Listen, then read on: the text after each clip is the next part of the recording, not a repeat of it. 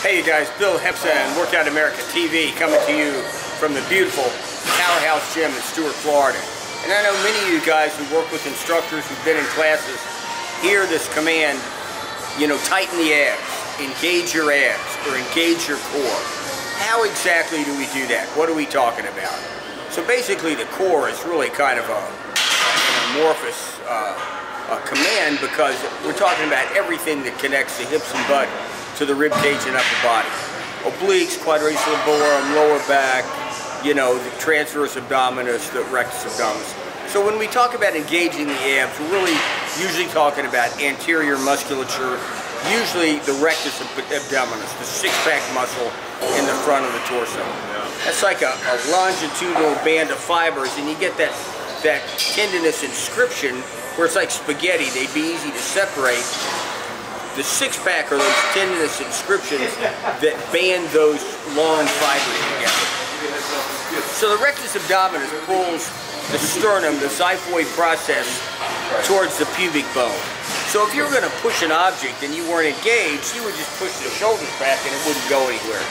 So really, the rectus abdominis keeps the shoulders forward of the hips or over the hips in locomotion, and keeps you in a position of sort of dominance here. This is athletic dominance, forward stance. The only time the shoulders are behind the hips, particularly athletically, is when you're getting your ass run over. So basically, when guys talk about engaging the rectus abdominis, you typically inhale and they push out. It's almost like a forced bowel movement where we push the abdomen out. And basically, how do we make that more stable? When you put a lifting belt on, it's almost like you're creating an air cast. A balloon without any air in it has no structural integrity. You blow it up, you fill it up with air, and now it's got some structural integrity. How do you make that more stable?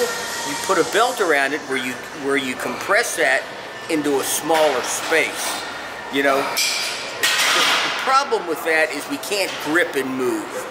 So what I believe is the most important core musculature is the transverse abdominis, which is the deeper abdominal muscle that goes around the abdomen like a belt in front, and it has a connective relationship to the lumbar aponeurosis. Now the lumbar aponeurosis is a wide tendinous band that goes around the lower back right at the iliac crest, like a lifting belt almost. There's so much anatomy trying to attach around that iliac crest that it gives a little bit more integrity and attachment points.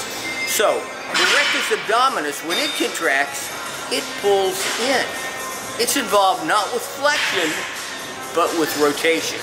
Now, a lot of physique people talk about they don't do a lot of rotation because it makes their waist big. Well, functionally, that's just a pile of garbage.